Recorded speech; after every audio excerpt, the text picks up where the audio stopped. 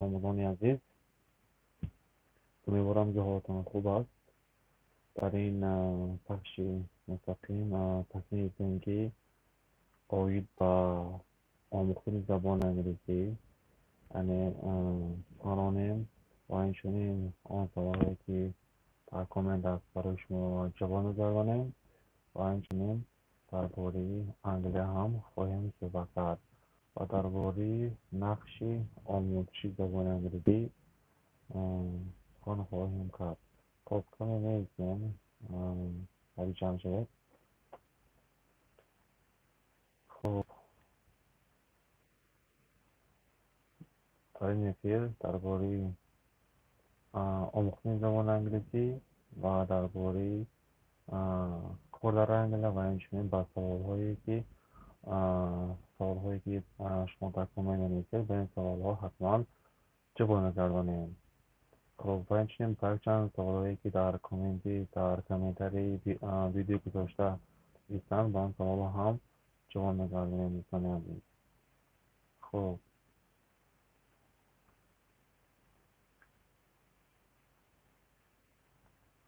کمی نیستیم اگه جمع شدن بعد از آن آغاز میکنیم دوستان عزیز.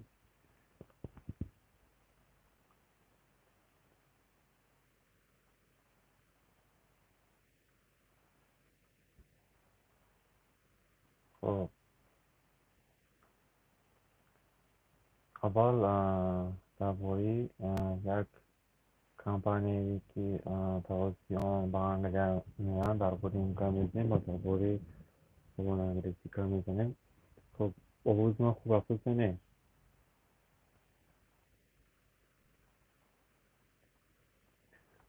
خب امروز خیلی خوب. سلام علیکم، چیکار کنیم؟ خب حاضر درباره یک تو کمپانی سخن میکنم. شما تونست توسط همین اوید. خب آوازان چقدر است؟ آوازان خرافات است. آها.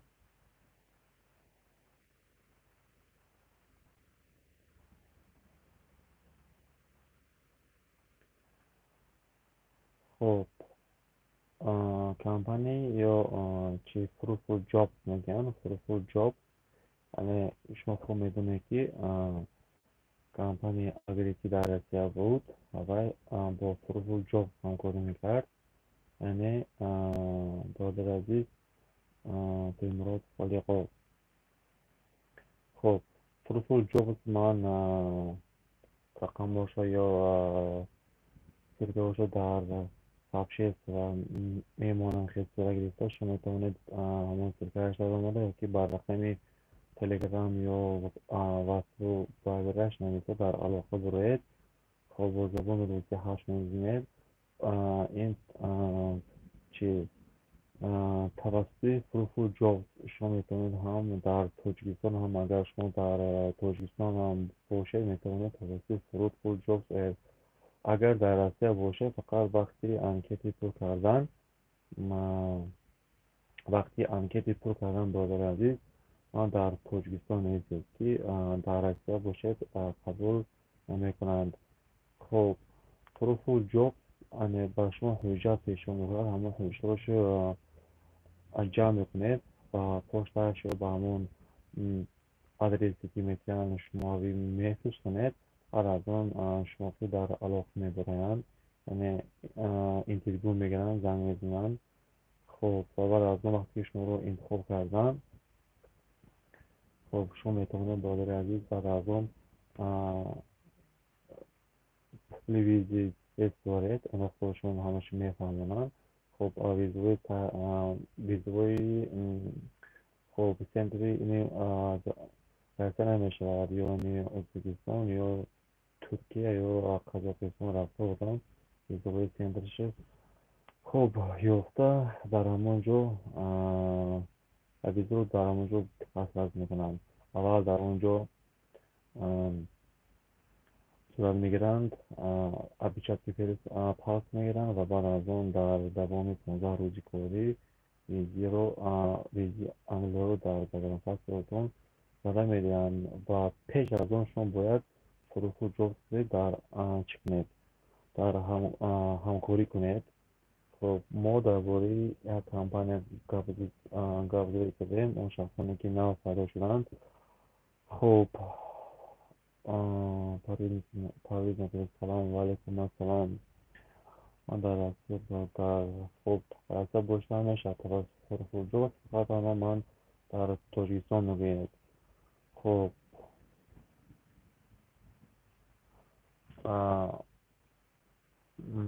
артем вот не по паспорти рӯзӣ намешавад. агар загардини точки дошта бошед, загардини ҳамон загара мешавад. по паспорти рӯзӣ алҳол қабул накарда шуданд.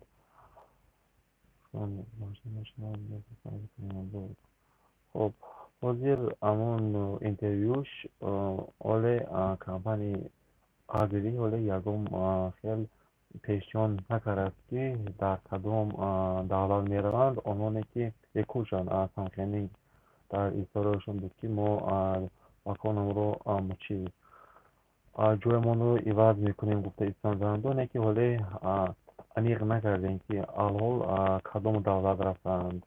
хоб агар ягон давлат рафта бошанд, дар телеграмашон ёки дар ҳамон дар сайтҳошон эълон мекунанд. خب در تاشکند یا در تاشکند ویزوی سنترشون هست. همین ویزوی سنتر انگل در تاشکند هم هست. نه که آنی حال خودی کمپانی اگری ولی اعلان نکرد که ما با کدامش دولت رفتیم. خب یک چند سوالای میخونم جواب میدیم و درباره فروفول جوب سوال میکنم. اگر شما در روسیه باشید فروفول جوب اگر پر کنید فقط وقتی پر کردن من در روسیه نگید. یعنی در وقتی پر کردن من در تاجیکستان یا در یگان دولتی دیگر نیستید، چون که آنها آنی حال آن شخصانی که در روسیه هستند همه قبول نکرده شدند. خب فقط در فروفول جوب تنها وقتی که اگر رجیستراسیون کردن باشد تنها من در تاجیکستان یا یگان دولتی در یگان جای دیگر باشد همون دولت رو نویسید. خب فروفول جوب یک تا بچه دیدیم در علاقه برامدهیم زنگ زد. یعنی در تاجیکستان ایستاده توسط فروفول جوب از سورید ویزوی سنتر نیز باشگاه میرود. برای همین وقتی پر کردن انکیتی فروفول جوب من در روسیه نگید. خب یک سوال دیگر. خب با پاسپورتی روسی نمیخواندیم. خب این سوالی دست جواب دادیم. سلام برات، من رجوع هستم. لیکن کلمه روسی ندارم. چیکارم که پاسپورت نمازی داشته باشم و خب اگر شما پاسپورتی روسی داشته باشید چی زاگران داشته باشید، همون زاگرانی که از تاجیکستان گرفته باشید با هوای پر کنه میشد. این راسته پر نکنه برادر عزیز. خب جوشن تاجیکستان کنن یادم میکنم پاسپورتی هست. اکنون پاسپورتم حاضر این حال جاشون انیق نیست. یکی وقتی که همون اکانشون رو وقتی که ایواز کنن همون جویشون رو در تلگرام یا در همون سایتاشون چی میکنند مینویسند در استوریشون که ما ایواز کردیم مقصد میشه. خب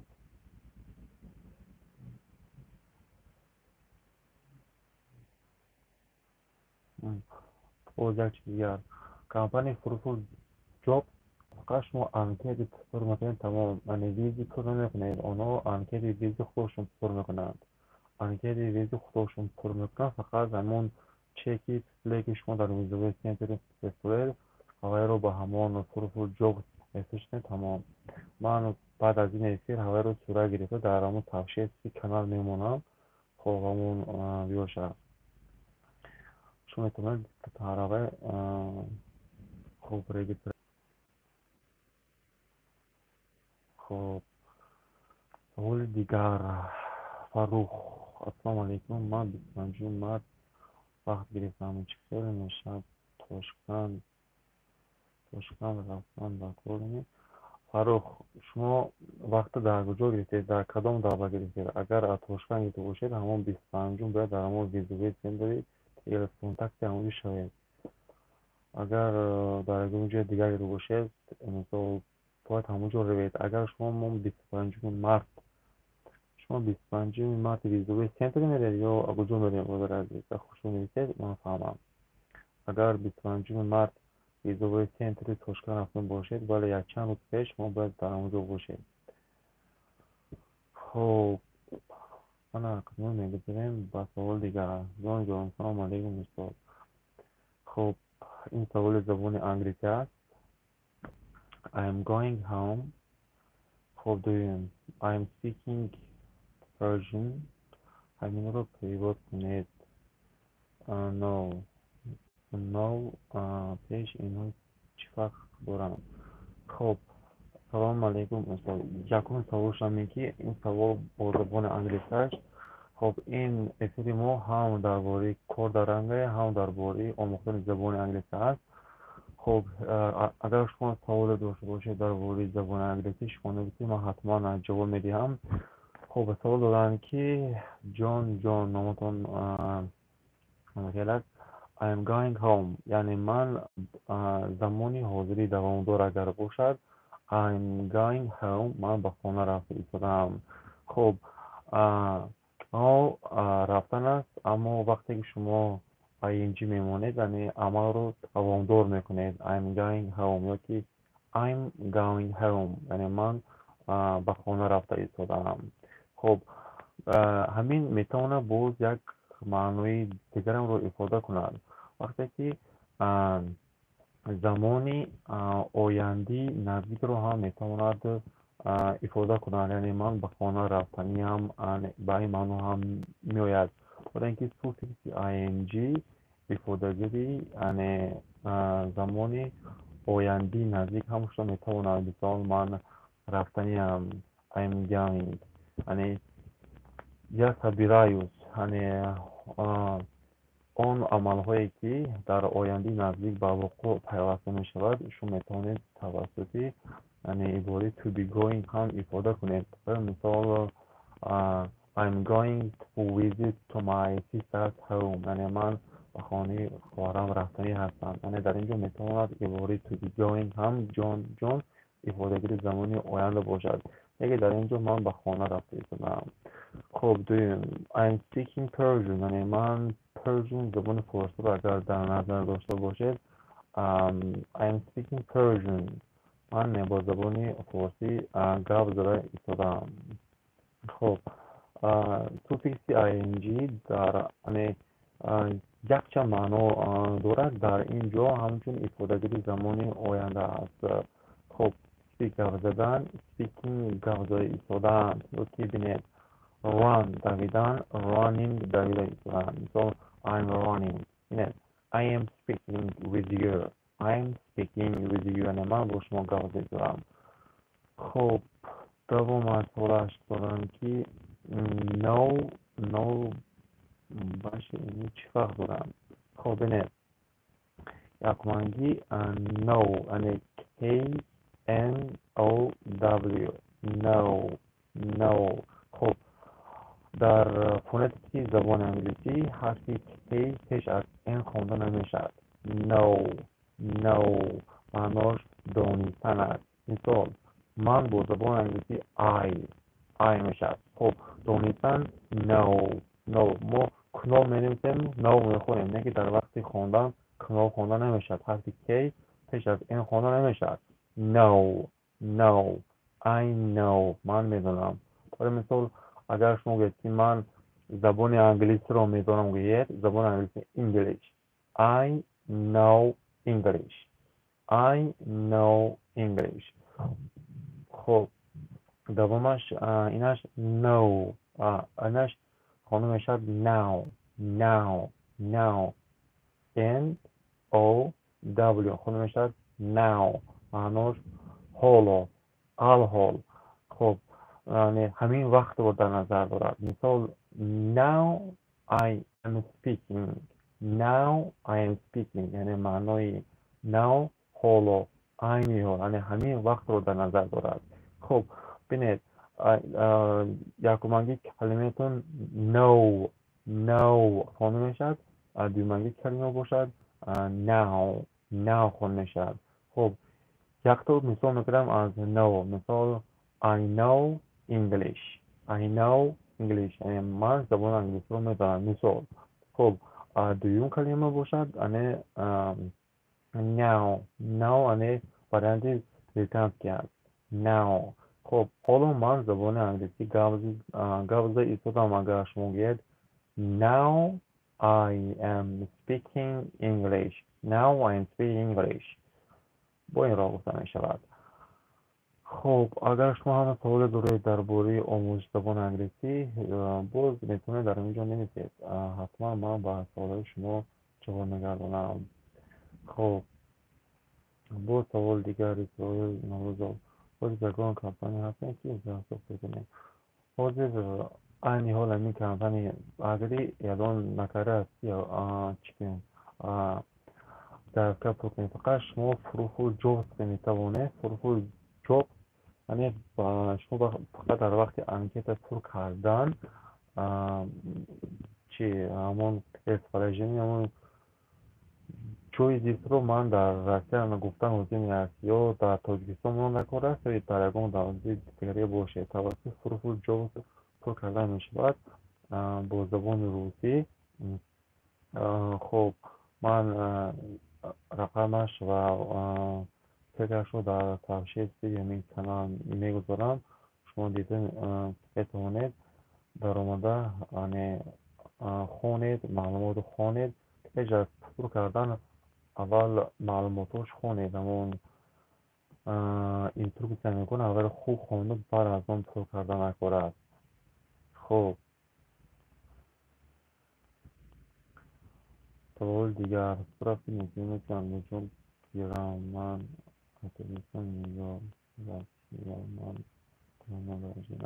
اگر شما رجنی هم رسیده هم باشید، اگر از تاجیکستان گرید هم از جاندار هم قبلا میگیرید. اگر در تاجیکستان گرید خوبتر است برای اینکه در وقتی شما میتونید رسیده میگیرید. اگر در اونجا نمیشه که در همون فدراسی رسیه گفته مقصد اینکه اگر در تاجیکستان گرید هم خوبتر است.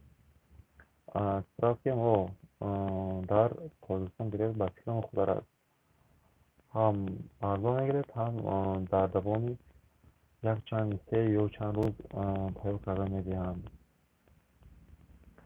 نمره تلفن پر یاد پیش نویسان در انگلیه یا بریگر. خب نمره تلفن یاد میشه نویسان در انگلیه. آرتی هم سوال نقد نفهمیدم برادر عزیز که با خوش رو کردیم. خب جان تشکر زیاد خیلی منندارم رحمت برادر عزیز. خب جان شما خارجی انگلیسیتون در کدام سند است؟ مثل در بیگین هستید یا در اینترمدیت هستید؟ در کدام لیول هستید؟ خب رحمت کلام سلام باشید برادر. وعلیکم السلام برادر عزیز. وجود در همین جو یکم کس host number یا host numberش آمادگی هست نه؟ خب را از اونجا گیریم. خب دید رو در گذار گیریم. برادر عزیز شما پیش از لیزی گرفتن باید فرو جوبس یا از آگری باید انکیتی پر کنید. وقتی که انکیتی قبول کردن بعد از آن شما ویزوی سنتر شما میفرستن. ویزوی سنتر میده در ویزوی سنتر بعد ویزی میدین. مثل شما آنخیر نیست شما پاسپورت گیرید در اون ویزوی سنتر بگید و شما ویزی دارید یعنی ویزوی سنتر فقط در اونجا آن شخصان قبول میکنند که آنها چی در انگل با آنها دعوت نامه فرستند. یعنی هاست نام یعنی یک رقم بفرستند یک همون دعوت نامه گیرن خوبتر میفهمید. در اساس همون دعوانامه بر آنها چی آدم قبول میکنن. آنها مثال هم خیلی میگه ما و شما زگرین گریم رویم پیش خدمت هم کسیم نه. برای اینجا اول انکیتی پر میکنن. وقتی که پروفایل جاب جو اگر با فعال شود، وقتی که انکیتی پر کرده برادر عزیز، وقتی که قبول کردن زنگ میزنن، اینترویو میگیرن، سوال جواب میگیرن، وقتی که انتخاب کردن با آنها از شما پست نام یعنی یا که دعوانامه میگیرن از انگلیس و شما در اساس دعوانامه با ویزای سنتر میگیرید. خب آوازه نبنه را من آوازه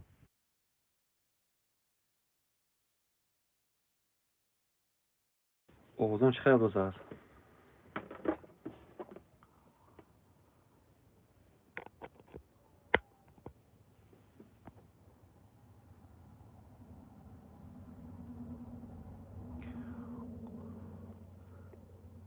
Oğuzhan çıkar dost pardon aziz.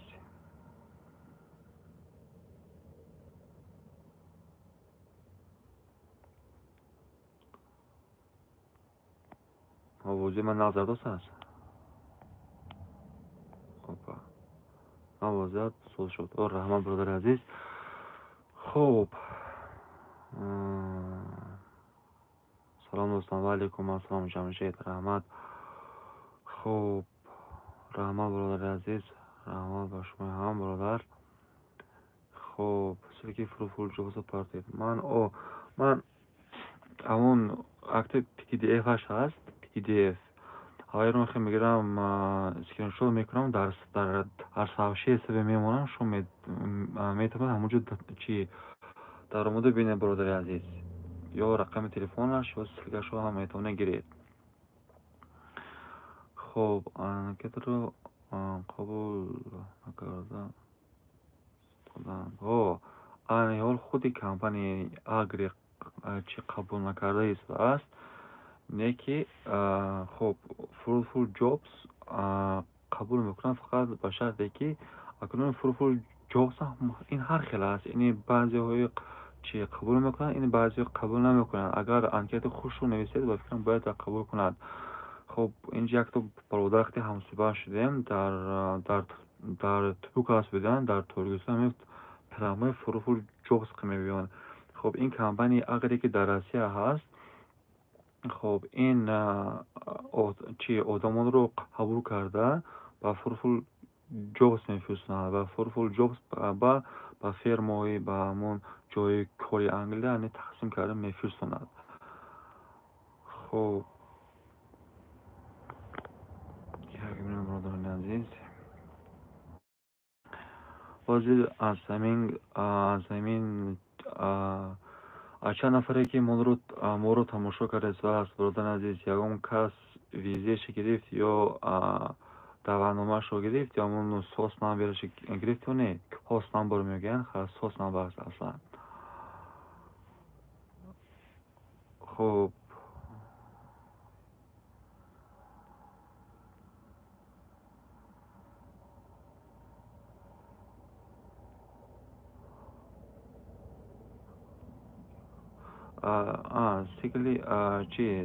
سیلی اگری برادر عزیز شما در همون در اینستاگرام نمیدونم اینستاگرام کارو میکنند یا نمیکنند.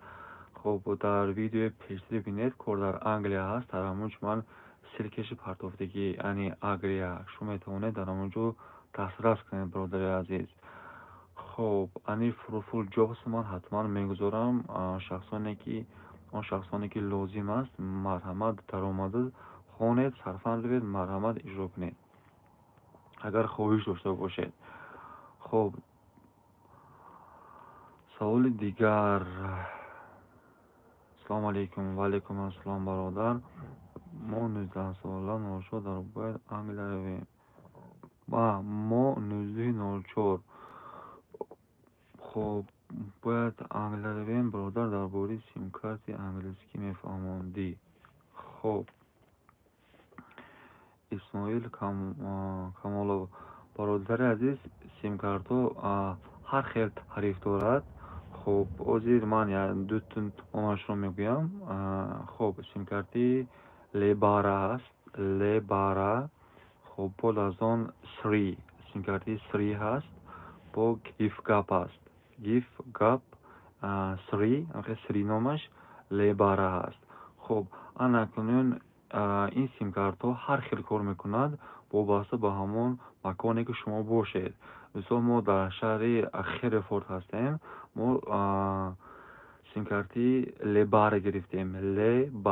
lebara گرفتیم. سیم کارتی lebara یعنی حاضر در یک ماه 12 فوند و 50 پنس میگذاریم. یعنی یک ماه همه شبکه‌های اجتماعی بی پول باز چقدر میگابایت میتاد. این یک ماه زیادی است. 12 فوند و 50 پنس این скидка است. یعنی ما این رو توسط онлайн фармоиш додем. یعنی ما онлайн медоед менависед lebara менависед lebara чи медоред регистратсия мекунед. яъне поштавои индекс ҳамон шаҳре ки мебед ҳамон маконе мебед ҳамин адресиҳои худро менависед. дар давоми 3 ё 5 рӯз оларо ба шумо симкартӣ метиҳанд. инҷи ҳамеша шумо метавонед ки онлайн фармоиш диҳед. агар шумо инҷи биёед бародари азиз барое ки маоши гиред яъне оилӣ ки гиред шумо худи компанияи Fruitful Jobs шумо якта вай метиҳад чи карти метиҳад. номаш OnePay. шумо OnePay не ки расенаш камтар боло аст. шумо метавонед Revolut фармоиш диҳед. Revolut шумо якто чи Play Market ё App Store медоред. Revolut скачат мекунед. даромада аввал регистратсия мекунед ва фармоиш медиҳед. яъне чи карти физически карти мегӯянд. хоб дар давоми 5 ё 6 рӯз овар метиҳанд. хоб بعد از اون میتونید گرفته استفاده برید. وقتی که شما فرمایش میدید باید همون آدرس و پشتوای ایندکس برادر عزیز اسماعیل خوشو نویسید که تمام پشتوای ایندکس همون آدرس شما آوردید. مثلا سیم کارتی گفتم سیم کارتی lebara یا سری یا گیف گپ این وابسته با خب اینا هر خیلی کار میکند وابسته با همون آدرس وابسته با همون مکانی که شما میبید. خب نه که انی lebara خوب کار میکند. انی من سری بود از با lebara عوض کردم برای اینکه lebara خب کمتر خوبتر است. هم هر خشم نه قدر قیمت است. خب نه که تنها 3 ماه من این سیم کارت استفاده برده میتوانم. خب برای اینکه اسکیدکا است. وقتی که اسکیدکش بود شود هر ماه 25 فوند میشد. من میتوانم که باز یک دیگر فرمایش دهم. برای همین اگر اسماعیل در کدام شما کدام شهر میبید یا کدام خب شهری که میبید وابسته به هوای شما میتوانید که سیم کارت گیرید. سیم کارت بسیار است. همون با مثل تاجیکستان و روسیه است. فقط از همون فکر من همه خودم رو هوای رو استفاده میبرم. lebara است. lebara برادر عزیز. خب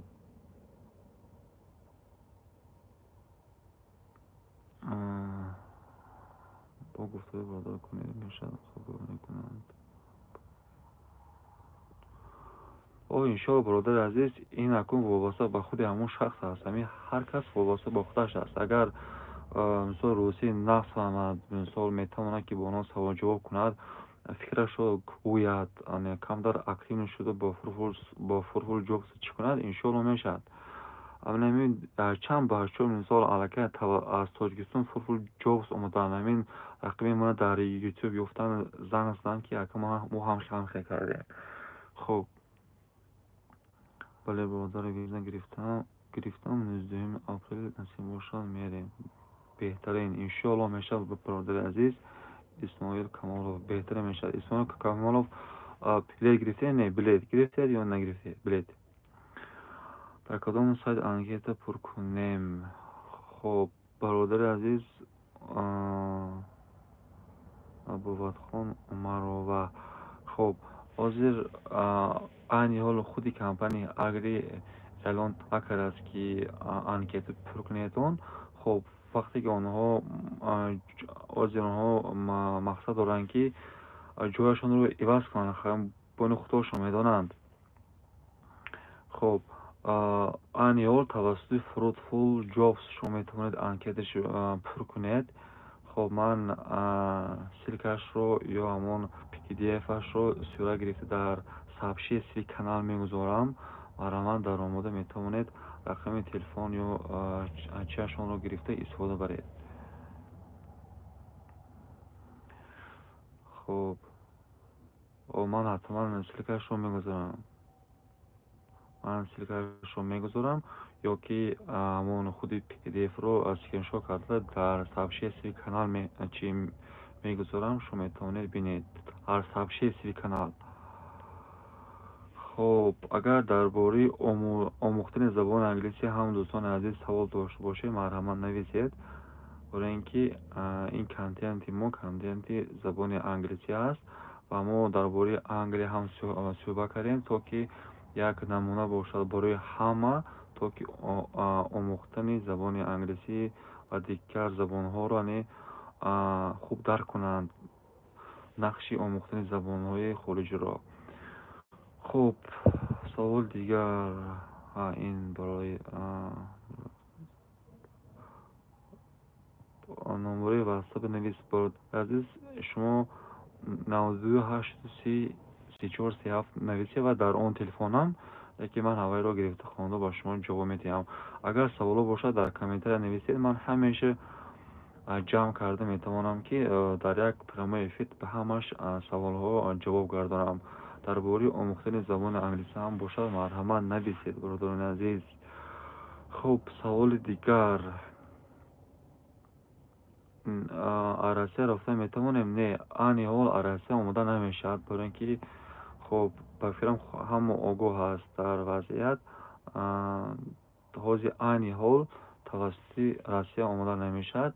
хоб вақте ки Fruitful Jobs анкетаашро пур мекунед, фақат ман дар Россия гуфта пур, дар Тоҷикистон бошад Тоҷикистон нависед. инҷо ҳам бисёр занҳо ҳастанд, бисёр занҳо омода кор мекунанд. хоб дар Украина, дар Беларусия, дар дигар давлатҳо бисёр занҳо омода кор мекунанд. беҳтарин аст. хоб ман рақами телефонашон, силкашонро дар сообщие сири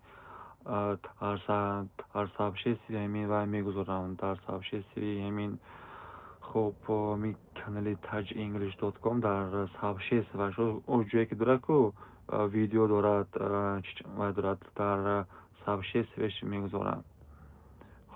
шумо ҳамон ҷоро бинед. ман дар описани ин видео ҳаракат мекунам монам, не ки дар сообщие сиваш ҳам мегузорам.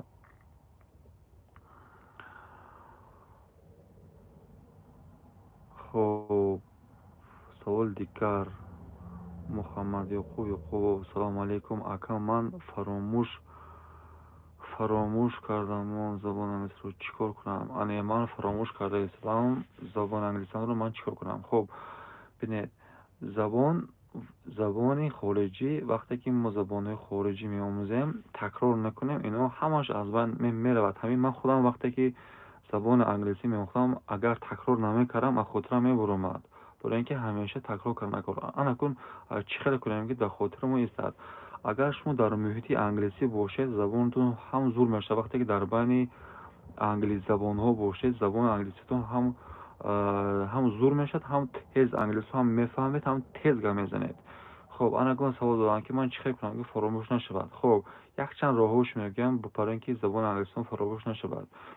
якумаш ин, шумо агар ягон рафиқи, ягон дӯсте дошта бошед ки бо забони англисӣ ҳарф занад, бо ӯ бо забони англисӣ гап занед. дуюм, хоб агар шумо дар шаҳр бошед, ё ки агар дар ягон ҷо бошед, ё дар Тоҷикистон бошед, American Space ҳаст. дар Душанбе, дар Душанбе ҳам ҳаст.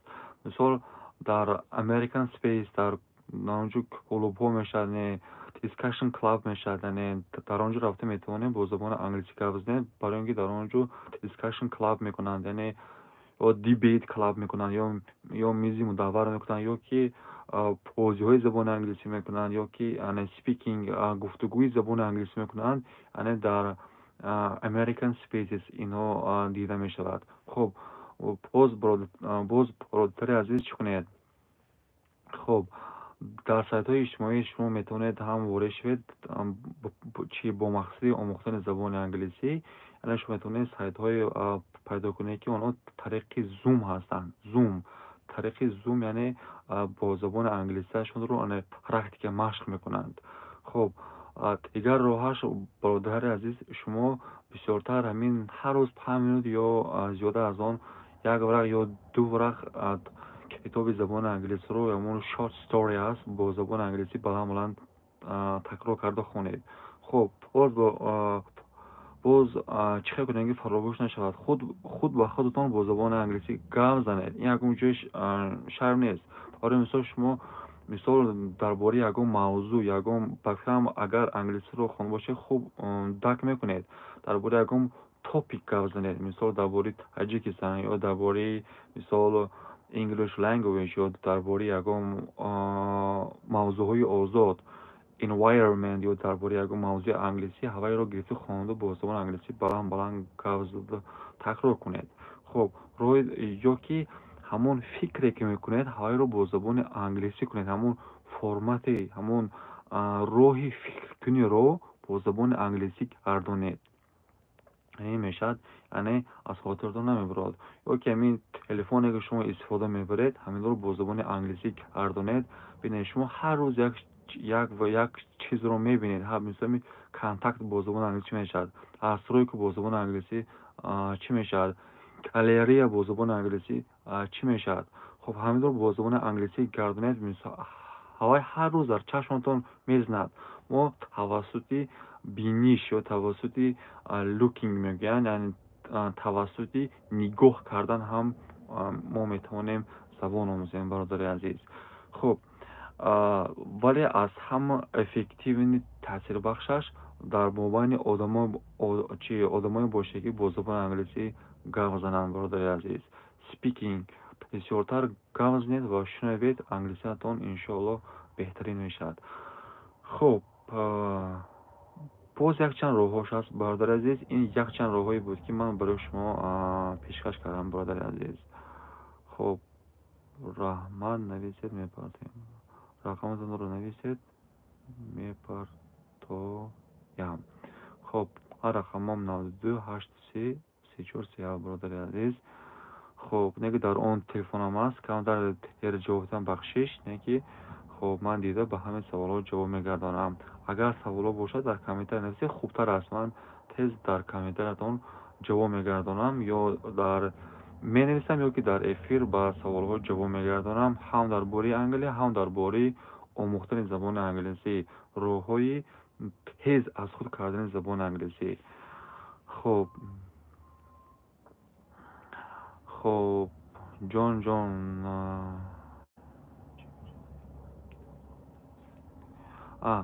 چی می شود یکم کتاب رو توصیه کنید که من خونم ناز یاد گیرم.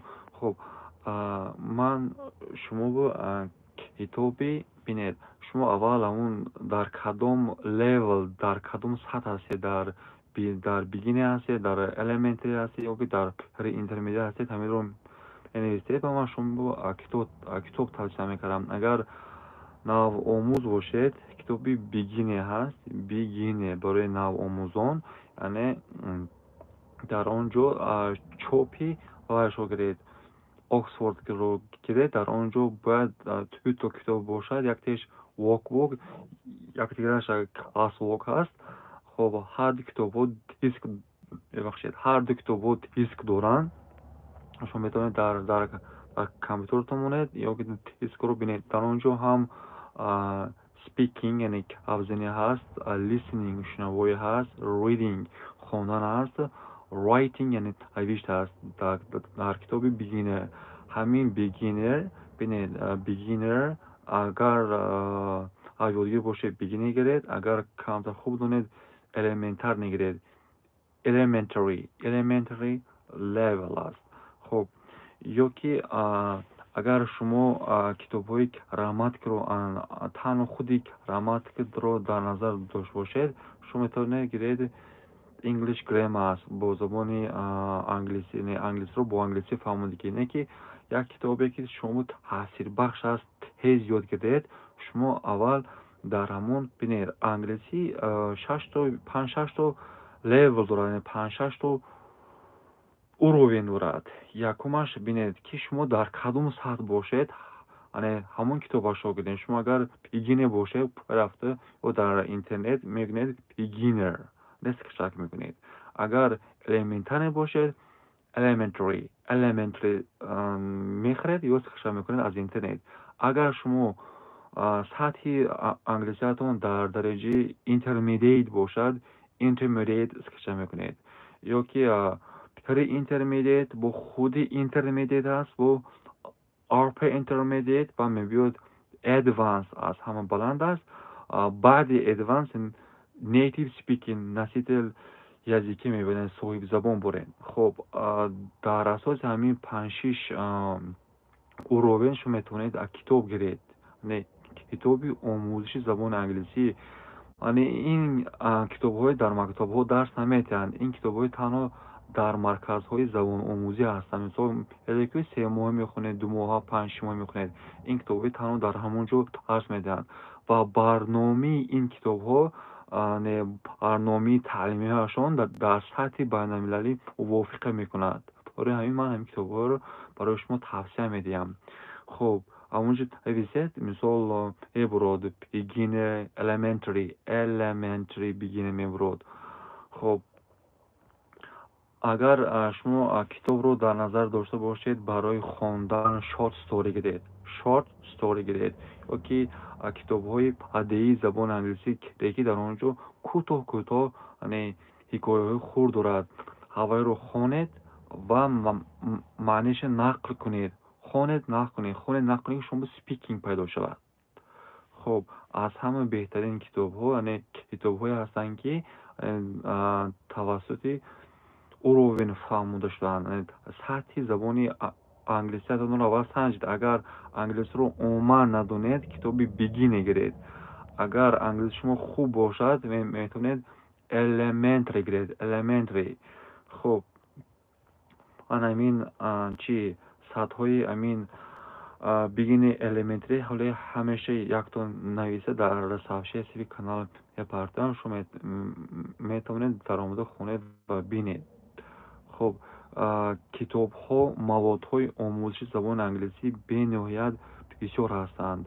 خب برای همین من شما با توصیه میدم که در اساس سطح زبان انگلیسی هاتون کتاب گیرید. خب جان اگر شما میگفتید که متاسفانه استاد من در مسکو مواجه هستم، سایت های اینترنتی میلاهان در جمله سایت شما و سایت های روسی بخوانم و سایت ایرانی خوانده ایستادم. متاسفانه بسیار کلمه ها رو میفهمم با تاجیکی. اگر شما این خیلی باشد فهمم. خب نه این کتاب هایی که من گفتم همیشه زبان انگلیسی قدی فهمونده شده است. خب اگر شما سطح انگلیسی خود رو ندانید شما این خیلی کنید. خب رید آنلاین چی نیست English test online نویسید، اونجا تست میبرد، شما تست کار میکنید، سطح انگلیسی شما در اونجا پیدا میشه. وقتی شما تست رو تمام کردید و جواب تست با طرز اتوماتیک میبرد و با شما میگه که شما در کدام اوروین هستید. خب اگر شما مثلا زبان تاجیکی بعضی کلمه‌هاشون نفهمید، زبان انگلیسی رو در اساس زبان روسی هم خونید هم بهترین است. خب زبانی آموزش اگر شما روسی کنید هم خوبتر انگلیسی رو تیزتر هم یاد میگیرید. خب همین اوروین انگلیسی یزیک نویسید، همون چی سطح زباندانی شما را аввал муайян мекунад, баъд дар ҳамон асос ягон маводҳош ҳаст, китобҳош ҳаст, шумо метавонед дар омада истифода баред. хуб, боз агар ягон саволе шуд дар бораи омӯхтани забони англисӣ, дар ҳамин ҷо нависед. Не ки ҷон як тавсия метиҳам ки шумо бале бисёртар ҳамин сайтҳоям агар истифода баред, бале шумо хуб англисиро меомӯзед. хуб, бисёртар словар, он луғатҳои фаъол аз ёд кунед ва ҳамин словарро ҳамеша бо ибора чӣ кунед, аз ёд кунед. Мисол, якто калима омӯхтед, калимаи to change, иваз кардан. Ҳаминро гирифтеду бо ягон اسم در خاطر دارید. مثال to change عوض کردن. مثال to change money، پول رو عوض کردن. to change idea، فکر و ایده رو عوض کردن. to change مثال clothes، لباس رو عوض کردن. من هم خیلی بسیار عبارت سازید و هوای رو در نطق استفاده برید. خب دیگر روحش بسیارتر خب шеърҳои лирикӣ сабтайтл озернавишт монед, баъдаш гуфта равед ки ҳамон тарзи талаффузи шумо хушрӯ кунад, яъне ба мисли забони англисӣ гардонад. боз якчанд роҳҳои беҳтарини омӯзиши забони англисӣ мавҷуд аст. яъне хуб, ман навистам нахондед. ман болангиш нахондагам, боз мехонам.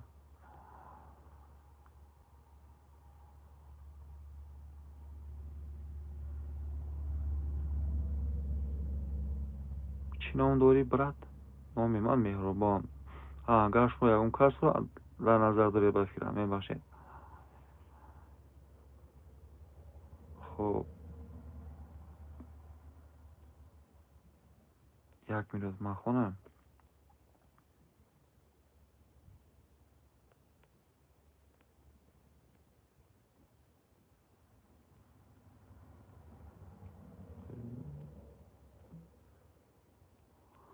хуб, ҳозир дар як тараф хонда фураям ман, барои ин ки ҳархеле мешавад. хуб, ин ҷавоб додем ин савол ба. хуб, саволи ромоз ҷавоб. не, бародар азиз, ҳозир ман дар Англия ҳастам. хуб, исролҷон рақаму гуфтам, ман 3 бор гуфтам агар рақама. Набохон номаро ва райса рафта, ин ҷавоб додем. бепартиям сиргашро. ин савол кардам.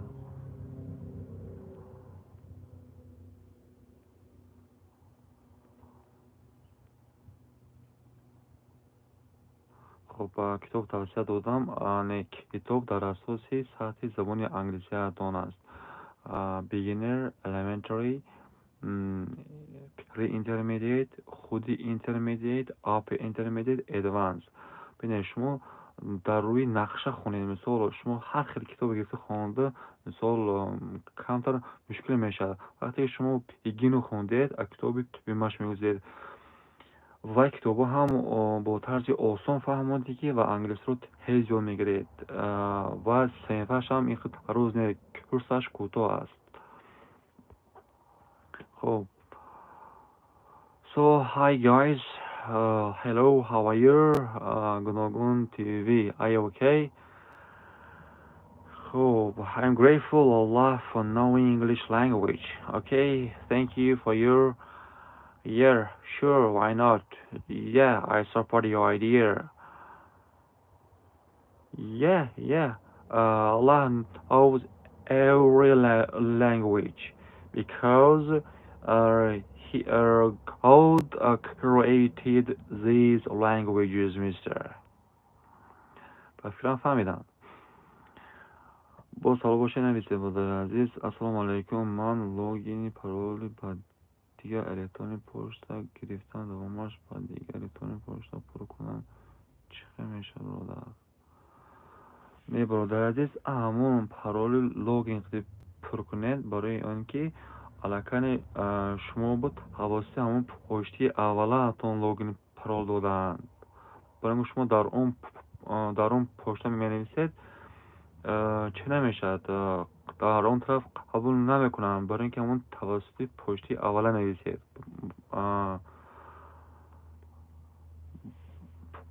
پشت بسیار مهم است حاضر ما در الکترونیک پشت نقض اهمیت نمیدیم یکی همین دولت های اروپا یا انگلیس همه کارشون توسط همین پشت است توسط پشت فرمایش میدن یعنی همون چیز رو توسط پشت آنلاین همون چیز زکاس فرمایش میدن برای همین نسبت پشتی الکترونیک نقض اهمیت داده نکن برای اینکه پرول لوگنش هم در خاطر در جا نویسه گرید is very important is very useful be careful برای همین نسبت پشت الکترون be careful نه بسیار با احتیاط باشد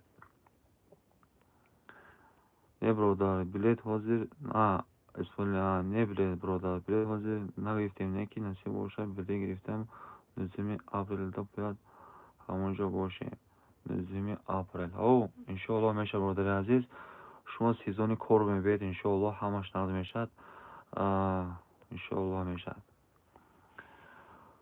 اگه برای رفتن میتکنشکا واجنه بله برادر عزیز اونجا میپرسد اگر فروفور جوز خیبت میپرسد اگری وقتی که بسیارگی و ویشان رو نمیمونن اما استفراکی خود رو نمیمونن که قبول میکنن که اگر فکر ممنون خوبتر است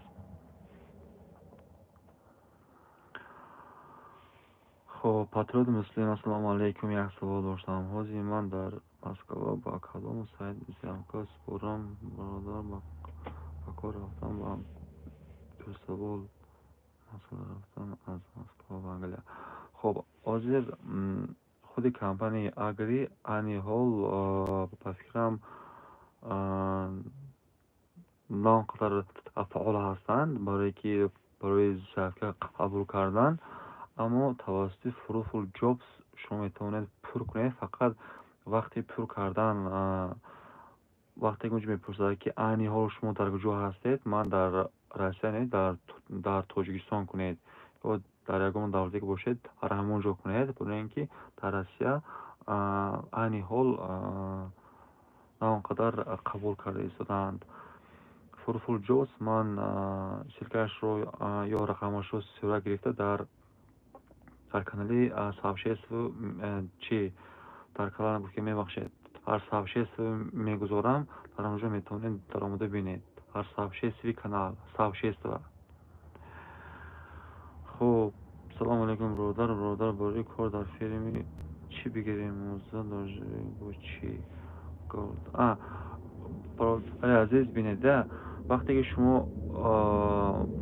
شما باید در تلگرام یک گروپ کار باشند سوپروایزر شما باید همون شرط و شرایط همون فرمی که به انگلیس میبید شرط و شرایطش باید گفته باشد یعنی با شما گفته باشد که اولیکا چند گل است با شما گفته باشد که در آن رفته چه خیلی کار میکنی و کدام نمودی کار رو میکنی باید در آنجا گفته باشد و همچنین آدرس ایندکس یا پست کد میگن ایندکس همون فرما رو نوشته باشد و بعد از آن مینویسد شرط و شرایط همراه خود چی بیارید باید همونجا گفته باشد این وابسته دارد به همون این وابستگی دارد به همون فرمی که شما رو همونجا میفرستند بعضی فرما هست که مثال همین لباس های مثال همون موزه یا که همون چی لباس های کار رو خودش تعمیم میکند بعضی فرما هست که تقسیم نمیکند خب آره همین شما باید در کانالی چی شما وقتی که باید اگر ویزی سپورت باشد و شما اگر سوس نمبر اون باشد و در پایین اونجا یک سیلک هست در پشتتان سیلک بفرستند که در آمده به همین کانال تلگرام پیوست شد و شما در اون تلگرام پیوست میشوید سوپروایزر شما همین معلومات چی در اونجا میگوید خب یکی همراه خود شما تاجدیویک بیارید هیچگاه ضرر نمیکنید یکم تاجدیویک های زور گیرید برای اینکه اینجا خوب میدونید که پاد هوای اینجا تغییر یافته است وقتی که کار میکنید اتوبوس از یک مینوت یا یک چند ساعت الکن абр мегирад, борон меборад ё жӯла меборад. Барои ҳамин агар шумо тоҷдивик ҳамроҳи худ гиред, ягон зарар намекашед. барои гирифтани мӯза ё ягон либосҳои кориятон, бародари азиз, ин вобаста ба ҳамон худи ферма аст. Худи фермо, баъзе фермо ҳамашро медиҳанд, баъзе фермо намедиҳанд. Шумо ҳамон супервайзерро пурсед ки ҳамроҳи худ чӣ гирем, оё ҳамон либосҳои кориро худи ферма метиҳад ё не. Агар тиҳад нагиред, агар ҳатиҳад шумо метавонед ҳамроҳи худ боред. ё ки агар маблағ бошад, омода аз ҳамин ҷо харид ҳам арзонашам меёбед, бародари азиз. Масъалаи либос ягон мушкиле нест, ягон проблеме нест. Шумо метавонед омода дар ҳамин ҷо ҳам харед. арзонашам ҳаст, қиматашам ҳаст, бародари азиз. ҳозир дар ҳамон Россия, дар Тоҷикистон меояд, дар ҳамон ҷо мувофиқи ҳамон сифаташ нарх аст. хуб, гуфтем ассалому алайкум, ака 18 солиям, насиб рафтаниям ба ман книжка дорам меша. книжка агар китоби хуб аст, агар тавассути агри боз фавтар шавад, агри дар баъзеҳо книжка талаб намекунад. агар фурфур ҷобс шуда бошад, онҷо якто анкета пур мекунед дар фурфур ҷобс. агар дошта боша хуб аст. салому алейкум бародар. ва алейкум ассалом. дар нафаҳмидам, якбор хунам. хуб, дар ҳамон ҷо сабаш чӣ кор карда мешавад. бародари азиз, бинеда, оли ман як тасмим гирифтам ки якто видео кунам дар бораи намудҳои виза дар Англия. ин намуди визае ки ҳозир ҳама Англия омода истодааст. ин намуди виза, бародари азиз, охирон намуди визаи Англия мебошад, яъне панҷумаш. панҷум боло дигар виза надорад.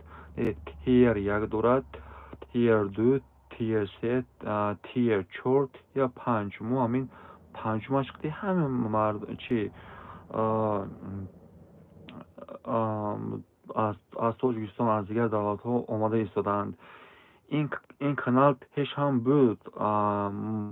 мо шаҳрвандони Тоҷикистон нав ба ҳамин якум ба шаҳрвандони Тоҷикистон ба фикрам соли гузашта буд ё як чанд сол пеш нав ба ҳамин ба шаҳрвандони ҷумҳурии Тоҷикистон иҷоза доданд. хуб, ин панҷум намуди виза ба бародари азиз, танҳо кор дар фермаҳои Англия. танҳо дар фермаҳо, мисол фермое ки яъне ягон чиз, ягон меваҷот, сабзавот, ягон чиз истеҳсол мекунад. танҳо кор дар фермаҳо равона карда шудааст. хуб, на дар стройкаҳо. хуб, агар мисол барои он нафароне ки малакӣ маҳорати корӣ доранд, дар онҳо намуди визаашон 2 тир аст. 2 тир. барои он шахсоне ки мисол дар корҳои деҳқонӣ мекунанд, сабзавот, меваҷот ҷамъ мекунанд, корҳои деҳқонӣ аст, ин визи 5 тир мегӯянд. 5 тир. хуб, аз ҳамин ҳисоб, агар шумо тавассути 5 тир виза биёду, дар ин ҷо мисол саварчигӣ кардан намемонад, танҳо кор дар фермаҳо иҷоза медиҳад. ин бо вобаста ба худи инсон аст, бародари азиз. оле насиб бошад, иншоалло дар нақша аст ки якто видео кунем дар бораи намудҳои виза дар Англия. яъне мо метавонем кадом намуди визаро гирем. ин визаи кори 5 тир аст, фақат 6 моҳа. ҳоло агар шумо инҷо биед, боз хубтар дарк мекунед маънои 5 тирро. агар шумо 2 тир гиред, шумо метавонед дар ин ҷо истед, яъне резиденс, яъне ба шаҳрвандӣ супоред, ё ки ягон имконияти дигар ҳам доред, дар ҳар ҷо рафта кор карданро доред. ҳамчун шахсоне ки малака маҳорати корӣ доранд. фақат ягон ҷо хонда бошед, малака маҳорати касбӣ, кор дошед, касбу кор. яъне ин намуди виза 2 тир мешавад. 5 تیرش هست که همه توسط همین اومده ایستاده است. این تنها کار در فرما، کار در صحراها، کار در داخل فرما، در هر جا هست کار.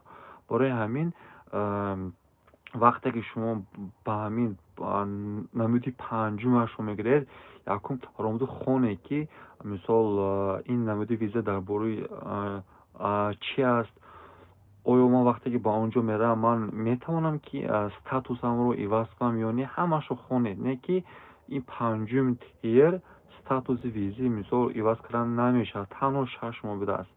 خب انشاءالله نصیب باشد ما یک تا ویدیو کردن هستیم در باره 5 نمودی ویزا در انگلیه است. در آنجا معلومات کمتر بسیارتر است. خب باز من یک گفته گذاشتم برادر عزیز. خب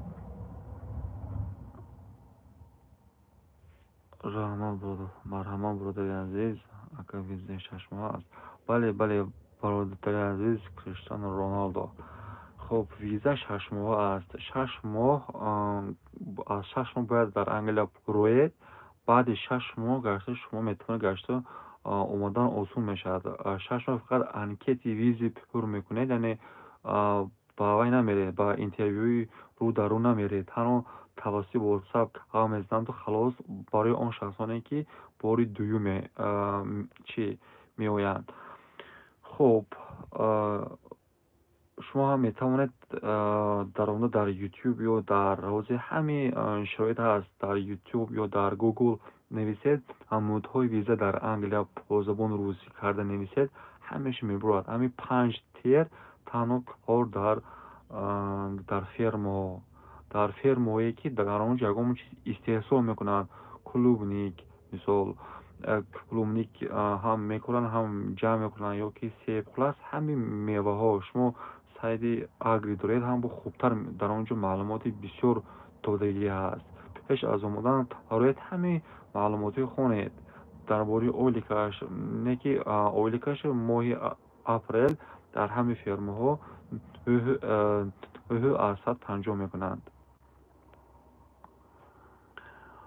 خب قدردین عنایت و سلام علیکم.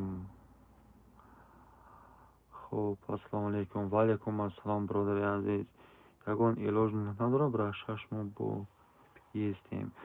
خب این اگر خودی همون فرما یا خودی همون کاردهنده اگر همون با او کارگر لازم باشد، شما توسط اوی قبض نید، ممکن همین ویز شما رو مهلتش رو کمتر روز کند، نه که آدم مثال خودش مثال یکم اگینس مستقل چی کند، باید یکم تو شخصی داشته باشد که شما سپانسور کند. مثال اون شخصانی که با اینجا می آیند کمپانی اگری یکم اینو با در انگلیا در اینو سپانسور مییابد توسط فروفور جابز سپانسور مییابد. سپانسور با شما سوس نمبر، یعنی سوس نمبر معنیش اینه که یک شخصی هست که شما در اینجا یعنی فینانس ورد میکند، یعنی شما با جای کار تامین میکند، یعنی بعد از اون شما با یک تا رقم می‌رسوند، در اساس همون رقم باز شما همون انکت ویزی انکت رو پر میکنید. در وقت پر کردن انکت ویزی در اونجا میپرسد که رقم همون دعوتنامه رو گو. وقتی که رقم دعوتنامه گفته شد و بعد از اون شما میتوانید انکت ویزی رو پر کنید و ویزی رو گیرید. خب راه دیگری زیاد کردنش همین که یکم راه دیگرش تنها 6 ماه است.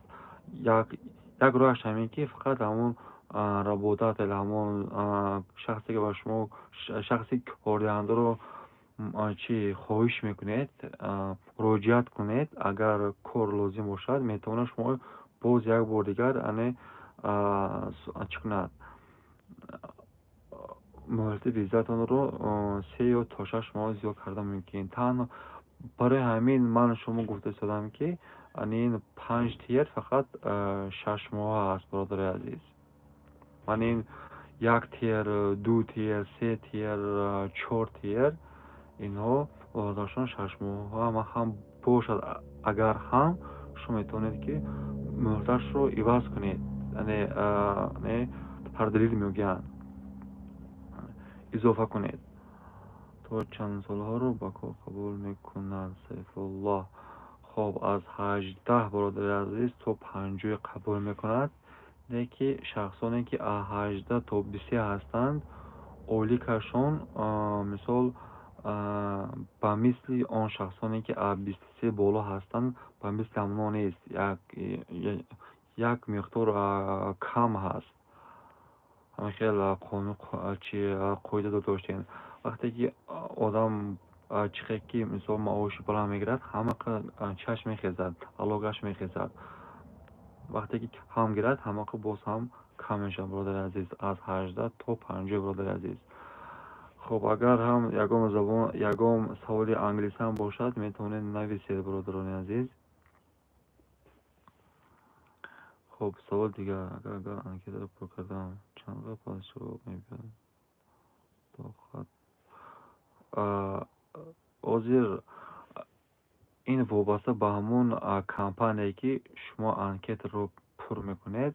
اگر توسط Fruitful Jobs پر کنید باید در دوام 1 یا 2 هفته باید آید، چون که شما میتونید آنها رو هم زنگ زنید در Fruitful Jobs. نه که این حال خودی اگر شما خوب میدونید که در روسیه آنقدر فعال هست، نه که پیش از این همه توسطی همین چی میامد اگری میامد این توسطی آن فعال نشد که وزیر این فعال است، فعالیت میکنند. نه که در انکیت قبول کردن حاضر قبول نکرده در این سبب فعال نیست، برای اینکه عصبی بسیار سپاریدن آدمان، عصبی بسیار قبول کردن انکیت ها حاضر اگری. خب در بسیار آدم‌ها отказ یعنی جواب رد آمده ایستاده است. خودشون میتونید رمود انکیت رو پر کنید زبان روسی یا بلگاری خودی. نه که وقتی که شما ساعت اینترویو میگیرید و همون ساعت رو با شما زنگ زدن و شما جوابی رد میبود. نه که هر بعضی ها بعضی زنگ میزنن. این اکن وابسته به همون حالت خودشون است. نه که در Fruitful Jobs انکیت پر کنید در دوام 1 یا 2 هفته جوابش میبیاد.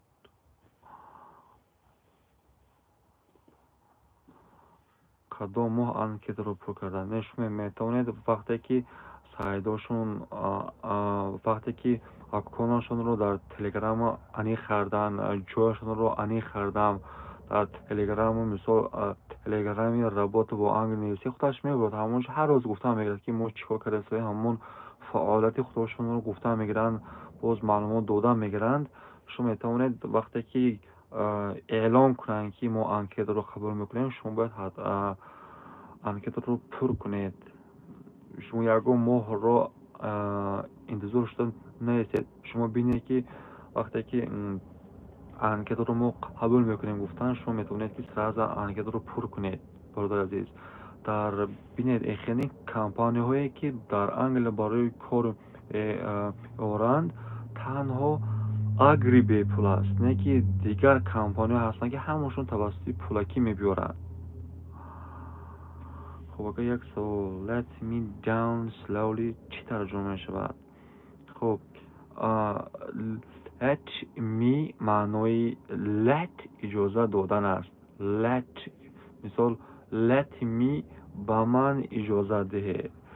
اکنون down پایان، slow آهسته. وقتی که لی شد یعنی باید همراهی ظرف باید یعنی اجازه با من اجازه ده که یعنی آهسته فرام یعنی این ترجمه یعنی کلمه با کلمه است.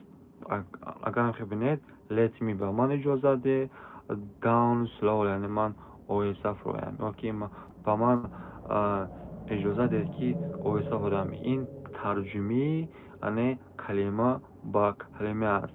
اگر شما خواهید که این رو معنایان ترجمه کنید، معنایان این در کانتکستی در کانتکستی متن فهمیده می شود، یا که در داخل یگون متن فهمیده می شود. یعنی ترجمه نه کلمه به کلمه میگن، ترجمه معنای نه، ترجمه کلمه به کلمه شمین که let ما اجازه دادن، let me به من اجازه ده، down slowly یعنی down slowly یعنی او معنی down یعنی چی پایان، یعنی پایان رفتن، همونچون فعل اومده است. slowly آهسته، یعنی آهسته فرایم، یعنی آهسته با پایان روم. یا که این میتواند باز معنای دیگر را افاده کند، در آن وقت معنای دیگر را افاده میکند که برادر عزیز باید در کانتکست متن باشد. اگر شما در کانتکست متن رو همش رو پورا نویسید، من میتوانم به شما باز معنای دیگرش رو برادر عزیز گویم.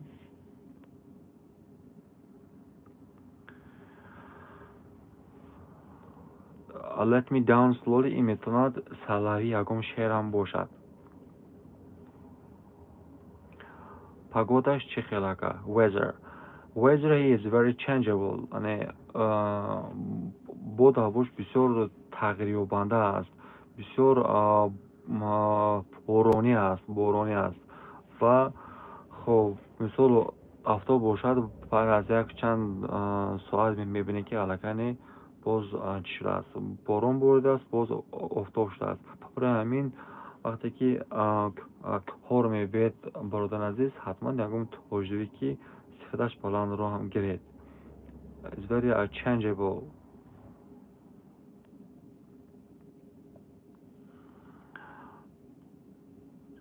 زبان نمیدانیم چی خیلی میشود. اگر شما زبان انگلیسی رو دانید بسیار خوب است. اگر در حالت ندانستن شما اگر زبان روسی رو دانید، زبان روسی رو هم دانید خوب است، برای اینکه در اینجا با زبان روسی هم کیگا میزند. مثلا بعضی سوپروایزرها هستند که از اوکراین هستند، در روسیه هستند، در بلغاریا هستند. برای چی بلغاریا ها زبان روسی قدی با بلغاریا زبانشون مانندی دارد، برای اینکه آنها اگر با دقت گوش کنید زبانشون بفهمید، برای اینکه زبانشون با مثل زبان روسی است. انا همین ها بعضی سوپروایزرها مثال روس هستند یا از بلغاریا هستند، از مکدونیا هستند. خب زبان روسی حرف میزنند. اگر نه که انگلیسی دانید باز هم بهتری میشود. شما فکر کنید که شما وقتی که با مغازه میروید، مثال یکون چی میخره یا در وقت پول دادن با زبان انگلیسی گه میزنند، باید رو خوب فهمید. حرکت کنید که مثال رقم های زبان انگلیسی رو از خود کنید. مثال یک کلمه هایی که بسیار واجد بسیار مهم هستند، در مد اول همون کلمه ها رو استفاده کردن کن. مثال how much is it این چند پول است، یا که how do I go to the bus station من چقدر با ایستگاه اتوبوس روم، یا که when do we go to work ما کی به کار میبریم، یا که how much is the salary، یا که همین کلمه هایی که مثال عباره یا اون جمله های اون عقیده هایی که مثال در مد اول یکم همینا میستند بسیار مهم هستند، همیناشو ارزو کردن کار. شما مهم نیست که همه کلمه های زبان انگلیسی رو یکم همش کردین نویسید همش ارزو کنید. نه، شما باید هر روز مثال یک تا یا دو تا اون کلمه هایی که از همه مهم شما خیلی فکر کنید که از من اگر با مغازه روم من چی میپرسم، هوایی رو که زبان روسی نیست، در گوگل پیوشی زبان انگلیسیش نویسید، اونجا در بلوش باز ذکر هوایی رو باز میخواند، بعدش تکرار کنید در خاطر دارید. تمام. خب نکی انگلیسی رو ندونید شما میتونید اما در اینجا هم چی کنید کار کنید، یکم پرابلمی نیست، یکی اگر دونید خوب است. بله از شعر است. بله از شعر است. خب برادر عزیز مثال میدونی چی زبان کریستیانو رونالدو گوش کنید برادر عزیز، زبان این دogma نیست، اوگوما گفته یک چیزی شخص شده را میگویند. زبان یک اوگما نیست، یعنی شخص شده نیست، میتواند به همین معنا آید. ببینید یک کلمه زبان انگلیسی پایین دارد، کلمه پایین قریب 64 تا معنا دارد. برای همین هر یک کلمه با هر یک معنا میاد. ببینید کلمه همین کتاب رو شما میگید بوک میگیدن، بوک کتاب شدن، بوک میشد کتاب، بوک. مثال من کتاب دارم، I have a book. اما بوک معنی دیگر هم دارد. معنی بوک فرمایش دادن، زکات کردن میگیم که بوک. مثال من فرمایش میدم I book. مثال میگید که من مهمانخانه فرمایش میدم. یکم چرا چی بگید پرونه بگید I book a hotel. یا شما میگید که من تلفن فرمایش شدم I book a telephone. خب هم معنای بوک هم میتونه چی باشه؟ کلمه order یا که بوک. برای همین هر یک کلمه با هر یک معنا می آید برادر عزیز. خب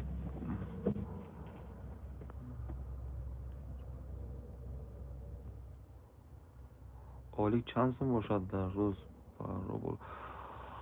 اولی که برادر عزیز من با فون میگویم برای اینکه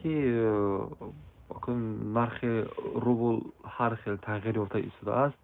خب اولیکش اوزیر اینی بعضی فیرماها هشو از 191 هست. انی با بعضی فیرمای دیگر از 150 فون می باشد در یک ساعت کاری برادر عزیز.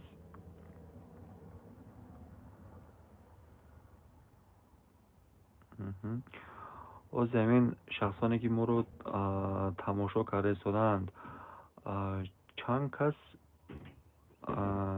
بخواهد که زبان انگلیسی آموزد؟ اگر انگلیسی آموزد یا پیلوس نویسد یا اون چیز نویسد، من فهمم که ویدیو کنیم هم درباره آموختن زبان انگلیسی.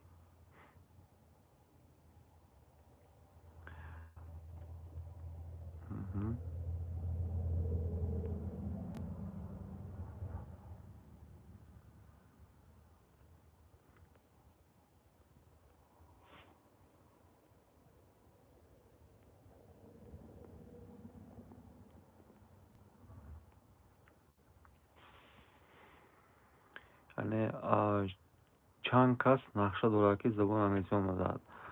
من میخواهم تستر رو آموزم. بله، زبان انگلیسی برادر عزیز آسان است، فقط این وابسته دارد به همون نقشه شما، وابسته دارد به همون شوق و رغبت شما.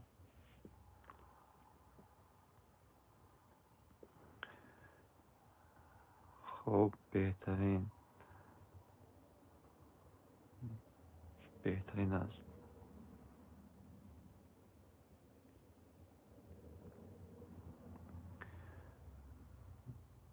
کریستیانو رونالدو، مرزا علی شاه ببخشید. بهترین است، بهترین. ببینید ما وقتی که یگان کار رو میکنیم میگیم که همین کار رو کردن، یعنی این در نقشه من است. یعنی های رو نقشه میگیرید و برای به همون نقشه رسیدن شما حرکت میکنید. اگر شما باید چی کار کنید که همون نقشه عملی شود.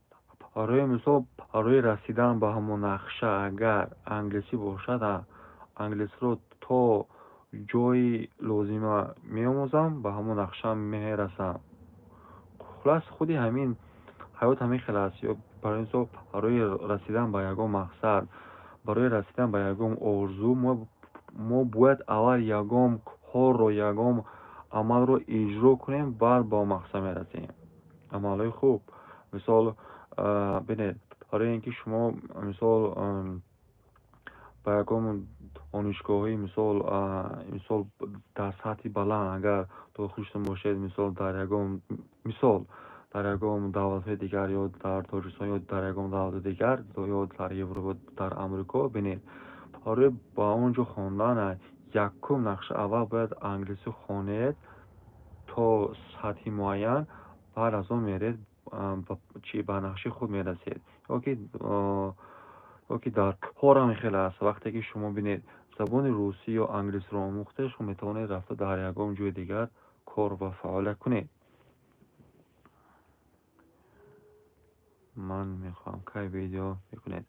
бале бародари азиз, иншоаллоҳ мо як дигар видеоҳои шортс ҳам мекунем. мисол дар баъзе видеоҳои шортс, видеоҳои кӯтоҳ мегӯям, мо якто ибора мефаҳмонем. бинед охирон шортсе ки мо якто видео кардем, ин якто ибора фаҳмонем ё якто як роҳи авзини фаҳмонем. Be patient буда нахотиред, агар дида бошед, be patient, сабр кун. яъне мо бинед ҳавай дар охираш якто дар як порчаи кино дидгааст ки be patient, барои ки ҳамхелинг бисёр буд, аммо аз сабаби ки ин YouTube дигар видеоҳоро мондан иҷозат намедиҳад, ман фақат ҳавяшро мондам. шумо агар дар Instagram бинед, ҳамхелин шортсҳо бисёр ҳастанд. ҳамонҷо роед дар Instagram нависед, меҳрубон нависед, меҳ нижин тире ру нижин тире бон нижин тире ҳаст. мо дар ҳамонҷо ҳам видеоҳои англисӣ ҳам карда мепартоем, дар YouTube ҳам карда ҳам мепартоем. хуб, мо якчанд видеоҳои шортс ҳам кардани ҳастем. аллакани дутеш ҳайёр аст бародари азиз, фақат як монтаж мондагӣ аст. монтажам иншоаллоҳ мекунем, баъд мемонем, шумо метавонед ромада истифода баред бародари азиз.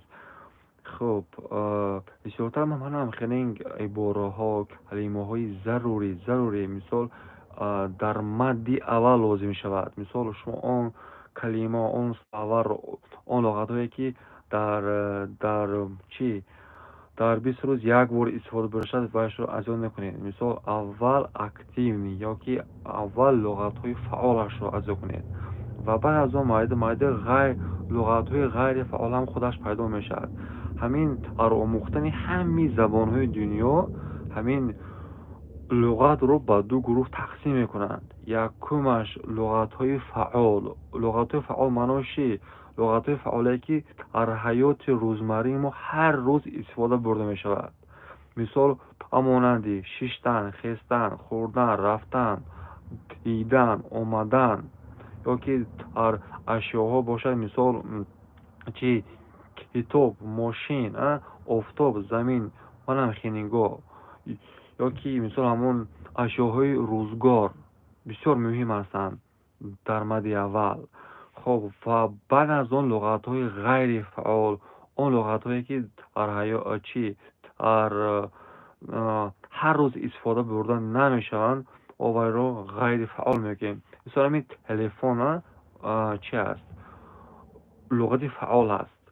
ёки бинед салом, ҳелло мешавад. ҳамин шумо ҳеллоро омӯзед, барои ки ин фаъол аст ки ҳар рӯз истифода бурда мешавад. ёки шумо дидан, си, шумо ҳар рӯз мебинед ки ин калима калимаи фаъол аст. дидан. ёки рафтан, go, рафтан, мо ҳар рӯз ҳаракат мекунем, рафтан мешавад go. омадан, come, шумо онҷо меред ва бармегардед, меоед come, омадан. ҳамин луғатҳои фаъол азо кардан кор. мисол бинед, ёки мошин, шумо ҳар рӯз мошинро мебинед, мегӯед ки car, мошин. ҳамхел луғатҳои фаъол азо кардан кор ва ҳамроҳи бо иборааш азо кунем. мисол you car, red car, намхелинг ҷумла ибораҳо. мисол он луғатҳое ки мисол ғайри фаъол ҳастанд, онҳоро дар баъди луғатҳои фаъол азо кунед. яъне онҳо худаш пайдошт омадан мегирад, луғатҳои ғайри фаъол. хуб, салом бародар азиз, вазъияти имрӯза ва кампо Европа мо дасте метавонем. акун азиз, агар шумо агар соус намбер гирифта бошед, میتونه دیگر توافق شدید با انگلیا اوید برد عزیز. خب انا کدوم خواستم با شما بگم که یک تو لغت یا یک تو سلاوری فعال نویسید. من فهمم که آیا شما فهمیدید یا نه، یا که آیا من فهموندن توانستم یا نه. یک تو لغتی فعال نویسید، در کامنتر من میخونم.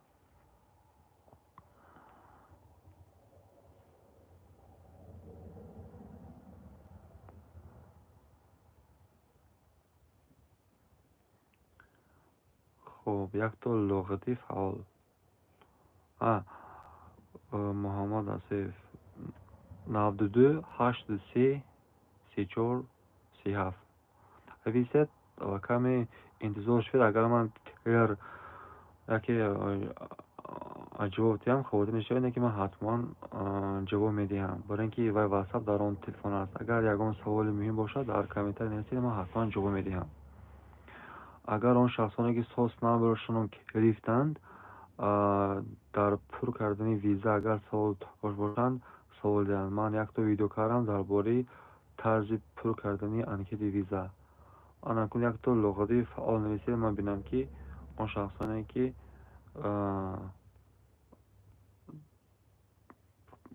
با انگلیسی مختن شغل دارند.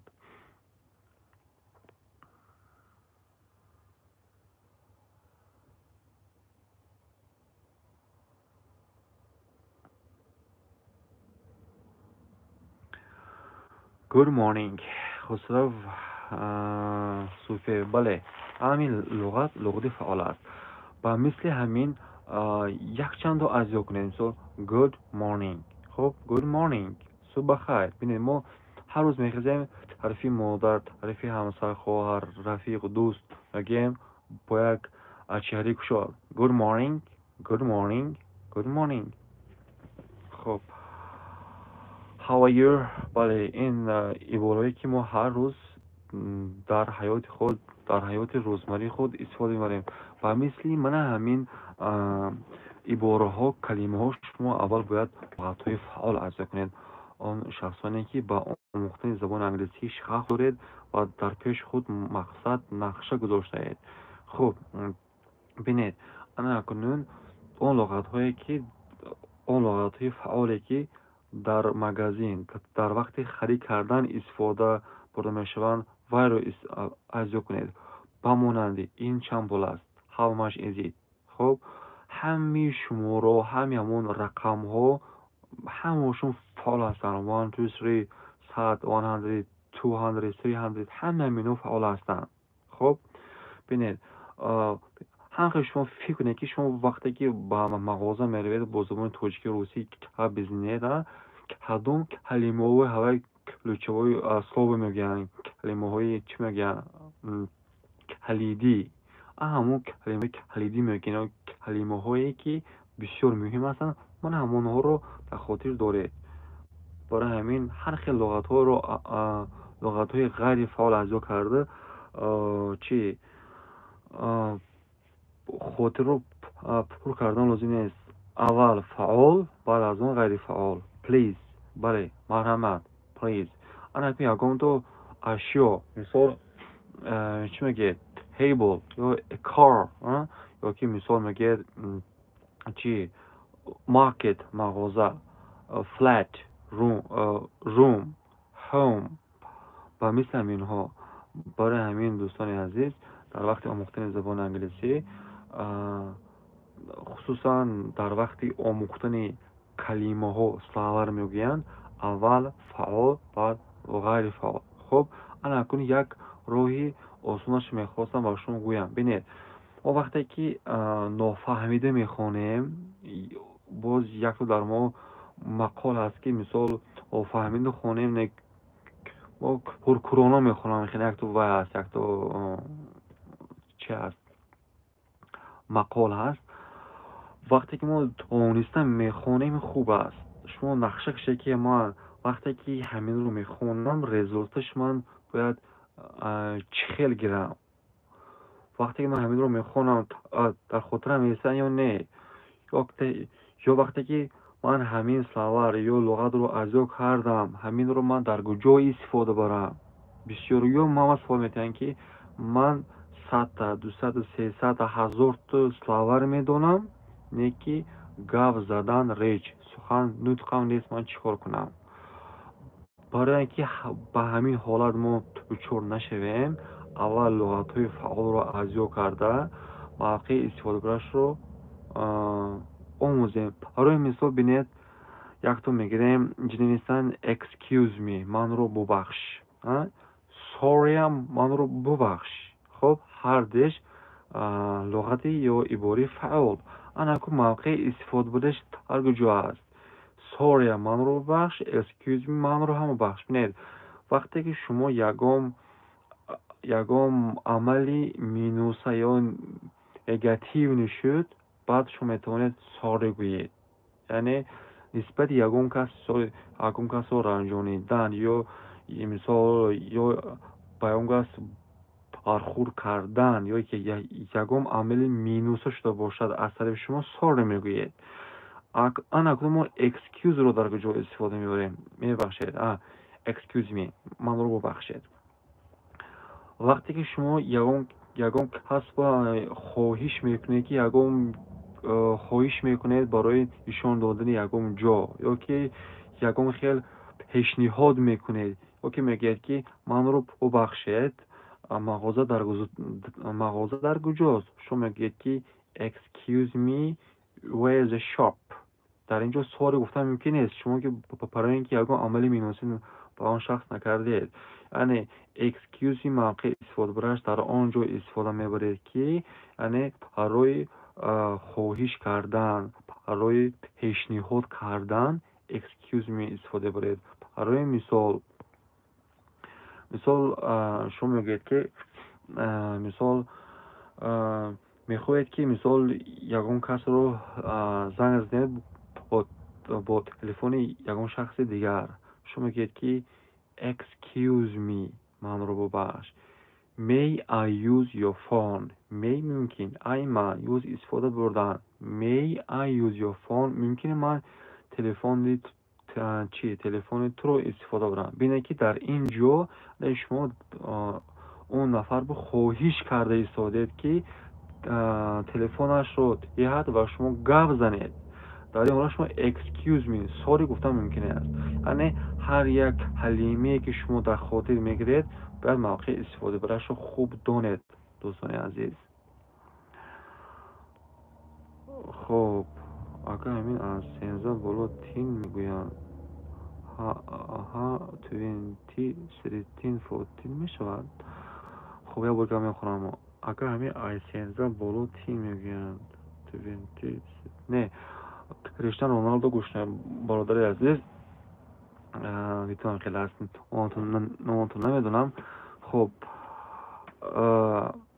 از 13 از رقم 13 یا نمبر از 13 تا 19 در آخرش سوفیکسی تین ن یکی ت دو تا ای دابل ای میگن ان تین. خب از 13 تا 19 تین میگیرد. از 20 بالا تین نمیگیرد. از 20 بالا تین نمیگیرد تی میگیرد.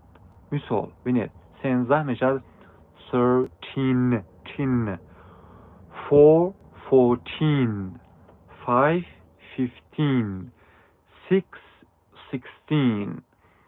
خب 7 17 8 18 9 19. خلاص ببینید رقمی مثال 6 رو میگیره 6 در آخرش مونید 10 16. 7 رو گرفتید 7 در آخرش 10 رو پیوست کنید 17. رقمی 8 رو گرفتید 8. خب در آخرش 10 رو پیوست کنید 10 18. رقمی 9 رو گرفتید 9 در آخرش 9 رو پیوست کنید میشد 19. خلاص از 13 تا 19 در زبان انگلیسی سوفیکسی تین برادر عزیز پیوست کرده می شود. 13 13, 14, 15, 16, 17, 18, 19. اما از 20 تا 90 در آخرش تی میگیرد. تی مثال 20 دیدید در آخرش چی گرفت؟ تی گرفت. سی 30. الان که ببینید از 40 بالا گفتنش آسان است. رقمی از 4 رو میگیرید فو، در آخرش سوفیکسی تی ماند. فو تی.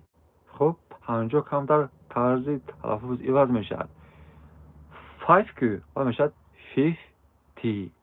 6 رو میگیرید 6، در آخرش میمونه تی 6 تی. خب رقم 8 رو میگیرید 8. خب الان که میگذارید 80 میشه 80. رقم 9 رو میگیرید 9.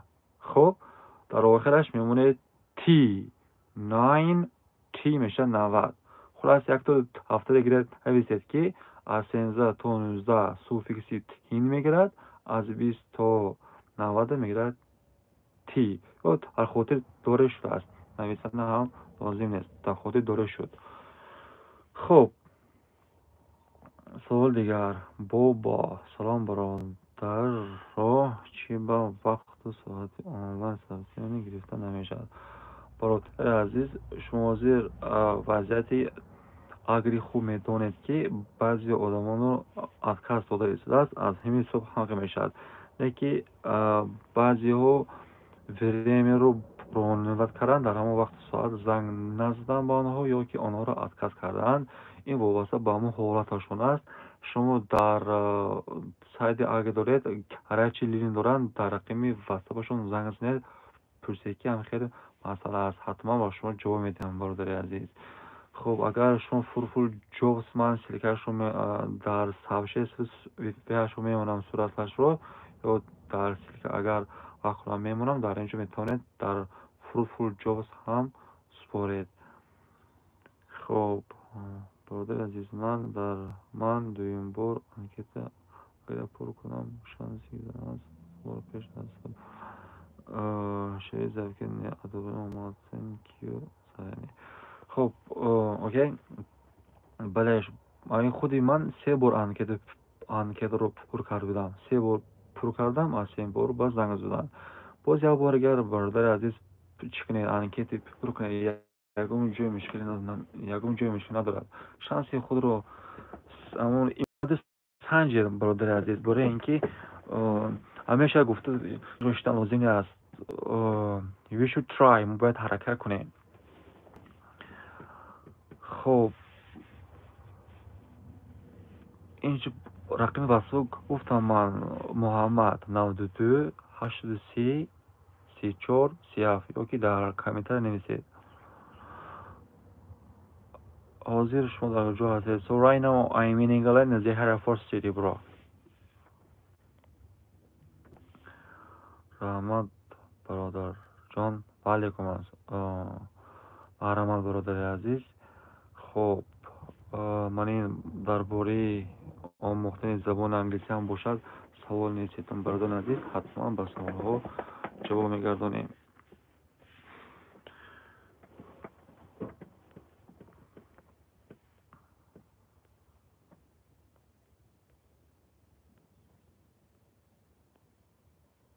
خب کریستیانو رونالدو، با فکرم شماره خوب فهمیدی هم بفکرم.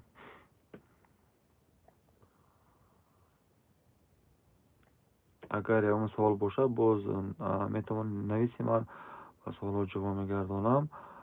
خب دوستان عزیز، یعنی در این افیر ما درباره آموختن زبان انگلیسی صحبت کردیم و سوال جواب کردیم دایر به آموختن زبان انگلیسی. سوال ها از طرف شما بود درباره آموختن زبان انگلیسی، به سوال ها جواب دادیم و اینچنین درباره انگلیا بود، سوال جواب درباره انگلیا، به این سوال ها هم جواب دادیم.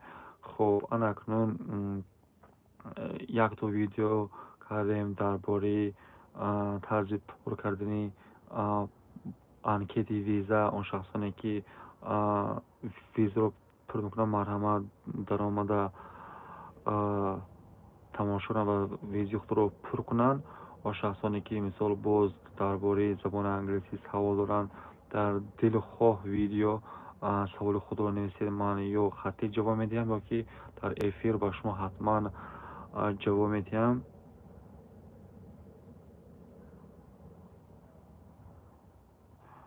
خب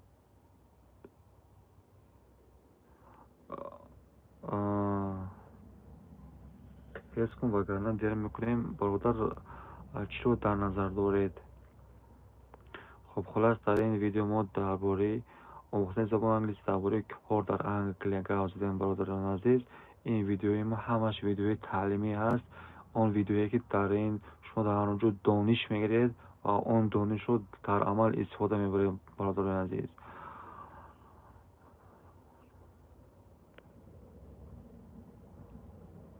خسرو صوفی برادر عزیز اینجا در ماه اولیگا میگیرن، اینجا هفته اولیگا میگیرن. در چیزی که شما ساعتی کاری بسیار شد شما همه چی اولیگا میگیرید. ساعتی کاری گفتم 9 از ساعت 5 میگیرید. هر یک ساعتش هر یک روز 8 یا 9 ساعت کار میکنند. همه فکر کنید که مثال خیلی حساب کنید خودتون خوبتر میفهمید برادر عزیز. روزه یکشنبه شنبه از وقت اتاق میشد در یک روز 8 9 ساعت کار میکنند. یک روزی یک ساعت کاریشان 9 از ساعت 50 یعنی بعضی 8 از ساعت 50 میباشد. خب باز دانش از خود دارد باز چی میگیرد علاوه میگیرد اثر خوب که میگیرد با بعضی رسخودا هست برادر عزیز.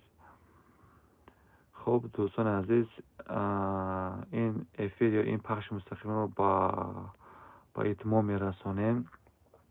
اکنون از چند نفره که ما رو تماشا کرده است کنین حویسه که ویدیو آینده رو درباره چی کنیم یا در افیر آینده درباره چی گپ بزنیم یا فکرتون رو نویسید برای اینکه من بینم که بعد طلبات چی است در اساس همون طلبات ما درباره زبان در آموختن زبان انگلیسی ویدیو کنیم یا درباره انگلیسی ویدیو کنیم.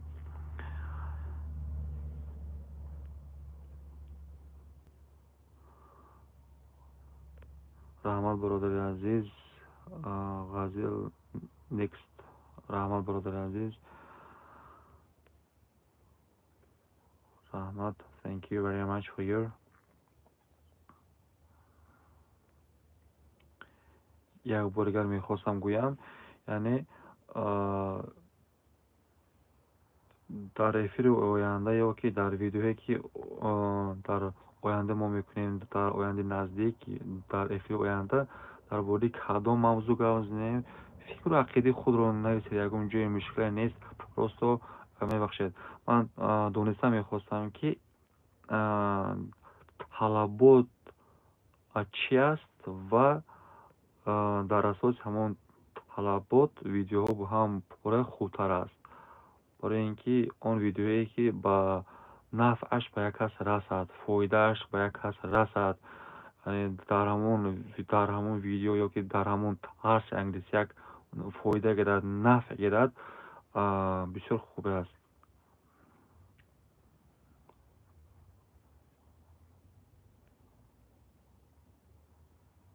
برادر حاضر انکیت پر کنه میشه رفته حاضر توسط آگری کمی مشکل است برای اینکه آگری آنی حال اکثریت آدمان رو جواب رد داده است اگر توسط فول جابز یک سنجید برادر عزیز. همه دیگر انتظار میشویم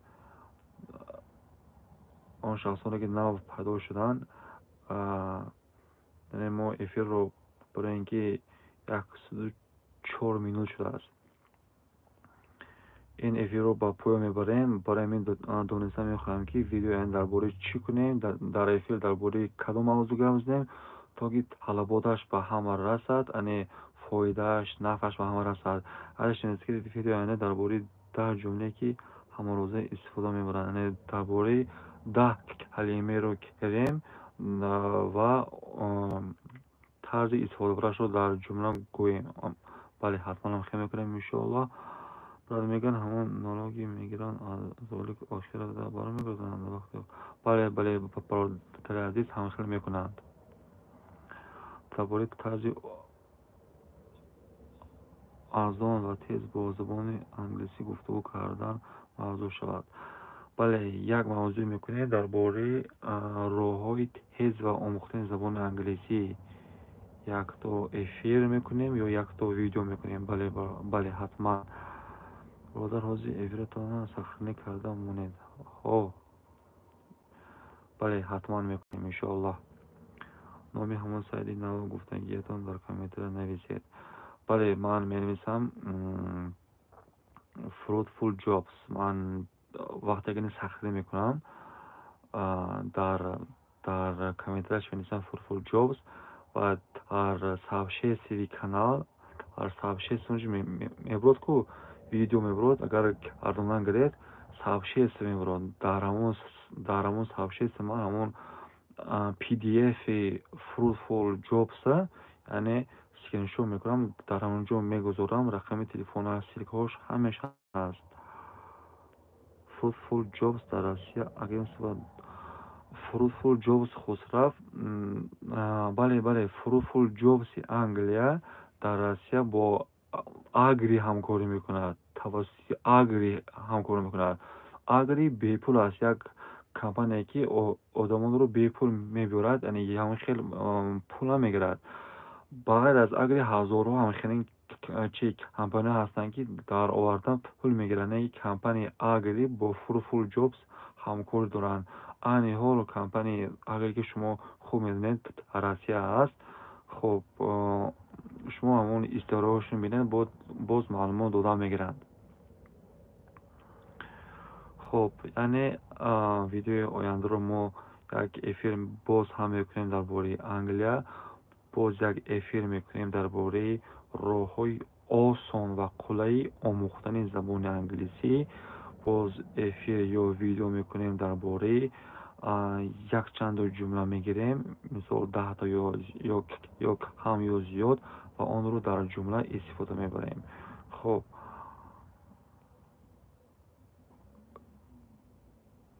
نه برادر عزیز شما میتونید در همون تلگرامش خبر گرفته استید مسئله کشاده شدنش یا کشاده نشدنش. برادران عزیز من این بود افیر ما. برادران عزیز درباره خسرو رحمت برادر عزیز، رحمت برادر عزیز با شما هم باز یک بار دیگر خاطررسانی میکنم که دوستان عزیز این ویدیوی ما ویدیوی تعلیمی هست. این یک ویدیو تعلیمی که مثلا به نفع اون کس رسد. این ویدیو کردیم درباره آموختن زبان انگلیسی. ویدیو کردیم درباره یعنی انگلیا. انا که ما برای در کانال خود درباره انگلیا گپ زدیم، اما این کانال درباره زبان انگلیسی بود که ما یک فکر کرده آمدیم که اگر ما بینید ما انگلیسی می آموزانیم، زبان انگلیسی می آموزانیم و درباره کار در انگلیا سخنراندیم. برای چی ما این رو کردیم؟ برای آنکه همه فهمد، همه آدمان درک کنند که آموختن زبان انگلیسی روسی بسیار مهم است. یعنی توسط انگلیسی روسی دانستن ما میتونیم یکون جای دیگر رفته کار کنیم. یعنی ما درباره ویدیو کردیم درباره کار در انگلیا تا که یک نمونه شود، تا یک مردم فهمد درکی آموختن زبانهای خارجی خصوصا انگلیسی روسی رو خوب درک کنند و فهمند با اون نقشه های خوب خود رسند. برادران عزیز مقصد این بود. عضو شما میتوانید انکت رو بکنید برادر عزیز، نه که وقت گرفتن در آن طرف زنگ زدن. یعنی نه آنقدر امکان دارد برادر عزیز. من این ویدیو برادران عزیز درباره آموختن زبان انگلیسی درباره کار در انگلیه. خب اگر سوال باشه باز هم بنویسید. خب فکر خود رو درباره کدام موضوع ویدیو کنیم شما میتونید خود نویسید یا که در کامنتری همین ویدیو نویسید. حتما من میخونم. یک روز جدا میکنم تنها درباره همون موضوع. خب انا اکنون امین 12 یا چند که من رو همین افیر رو گوش کرده است یک سوال میدهم بعد از آن افیر رو با اتمام میرسانیم برادران عزیز.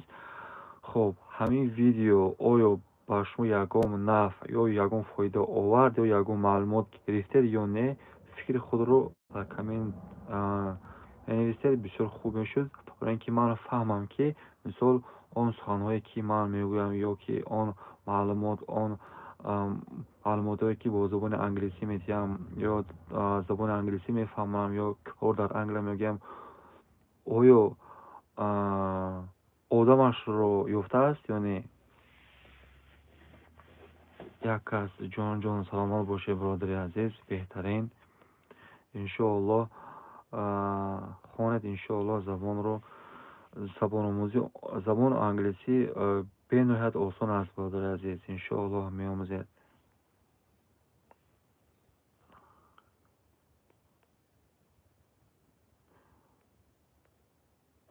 خب همین منتظر میشویم و بعد آن برادران عزیز با همین پایتان میرسیم.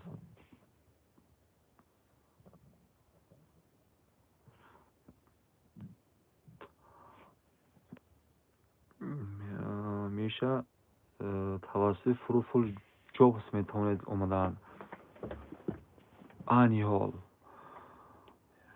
برای فروتفول جابز برای همین خیلی نویسی میشه طوری فروتفول جابز برای همین خیلی نویسی میشه.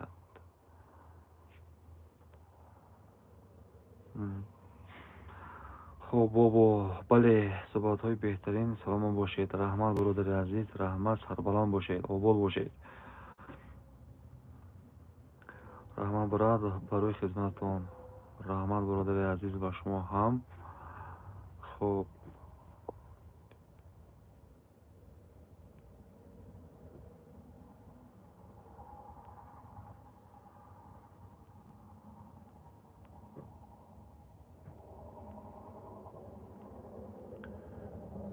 خب انا اکنون دوستان عزیز 112 منوت شده است. قریب 2 ساعت شده است. افیر خود رو با اتمام میرسانیم. خب رحمت برادران عزیز که تا این وقت با من بدید. خب باز یک بار دیگر خود را احتیاط کنید. سلامت باشید آباد باشید و زباندان باشید در پناه خدا. Goodbye. Godspeed.